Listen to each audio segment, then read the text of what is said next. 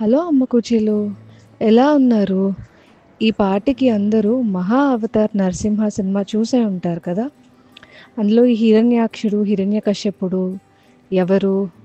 Okay, రాక్షసులని తెలుసు, కానీ వాళ్ళ సీక్రెట్ ఏంటి? అలాగే లాస్ట్లో నారదుడు కూడా ఇంద్రుడితో చెప్తాడు ఇంకా 2 జన్మలు మిగిలిన్నాయి అని. సో అసలు వాళ్ళు ఏంటి అన్నది, ఎవరు అన్నది మనం ఇవాళ చెప్పుకుందాం. బ్రహ్మదేవుడు ఫస్ట్ ఒక నలుగురిని సృష్టిస్తాడు. వాళ్ళని బ్రహ్మ మానస పుత్రులు అంటారు. వీళ్ళందరూ చాలా చిన్న సైజుగా ఉంటారు, కానీ చాలా నాలెడ్జ్ ఉంది, పెద్దవాళ్ళనే అన్నమాట. ఎవరైనా చూస్తే మాత్రం చిన్నపిల్లలు అనుకుంటారు. సో వాళ్ళని డ్వార్ఫ్స్ అంటాం. ఒకసారి ఈ బ్రహ్మ మానస పుత్రులు ఏం చేస్తారు, వైకుంఠానికి వెళ్ళి విష్ణుమూర్తిని దర్శనం చేసుకుందాము అనుకుంటారు. ఏముంది, చాలా ఈజీగా వెళ్ళిపోవచ్చు అనుకుంటారు. కానీ వాళ్ళకి తెలియదు, వైకుంఠానికి కాపలాగా జయ ఇంకా విజయ అని చెప్పి 2 గేట్ కీపర్స్ ఉంటారు. వాళ్ళు వీళ్ళని ఎలవ్ చేయరు. ఎందుకు ఎలవ్ చేయరు? చిన్న పిల్లలు రావడానికి వీల్లేదు అని వాళ్ళు ఎలవ్ చేయరు. ఇక్కడ బ్రహ్మమానస పుత్రులు చెప్తారు, మేము చిన్నపిల్లలం కాము, మా హైట్ ఇంతే, కానీ మేము పెద్దవాళ్ళమే అని. బట్ వాళ్ళు కొంచెం అథారిటేటివ్గా, మాకు పవర్ ఉంది, ఎవరిని వెళ్ళనివ్వకూడదు అన్నది మాకు తెలుసు, సో మిమ్మల్ని మేము వెళ్ళనివ్వము అంటారు. ఇంకప్పుడు కోపం వచ్చి ఈ బ్రహ్మమానస పుత్రులు జై విజల్ని కర్స్ చేస్తారు. ఏమని?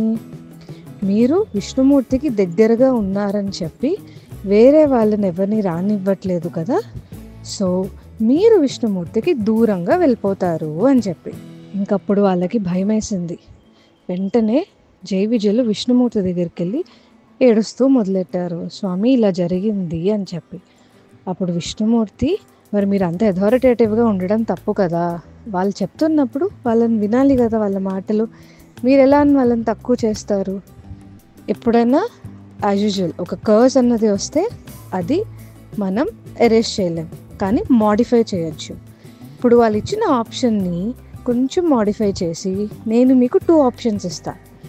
7 జన్మలు అంటే 7 బర్త్స్ నాకు దూరంగా నా భక్తులుగా ఉంటారా, లేదా 3 జన్మలు నాకు ఎనిమీస్గా పుడుతూ నన్ను ద్వేషిస్తూ ఉంటారా అని.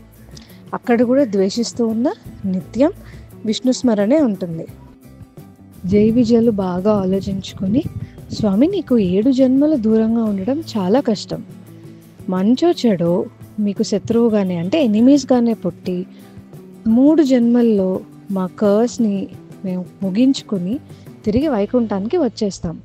ప్రతి జన్మలోనూ నీతోనే మాకు యుద్ధం అవ్వాలి, మీ చేతుల్లోనే మేము ఓడిపోవాలి అని వాళ్ళు కోరుకుంటారు.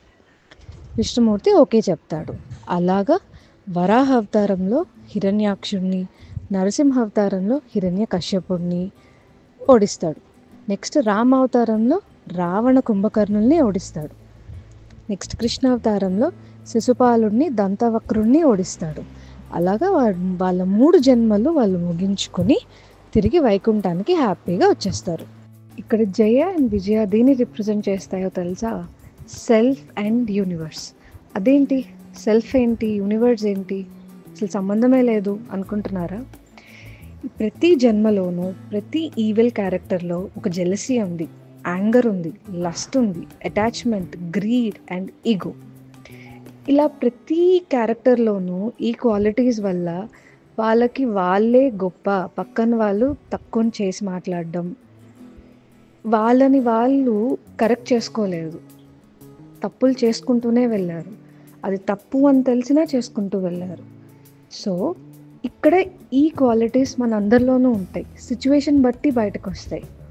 సో ఒక సిచ్యువేషన్ మనకి ఫేవర్గా లేనప్పుడు మనల్ని మనం జయించుకుంటే, అంటే ఒక సెల్ఫ్ కంట్రోల్ అన్నది మనకుంటే ఖచ్చితంగా విజయం మనదే, యూనివర్స్ మనకే సపోర్ట్ చేస్తుంది. మరి మీరు చెప్పండి, మీరు ఏదైనా మిస్టేక్ చేస్తే కరెక్ట్ చేసుకుంటారా, చేసుకోరా?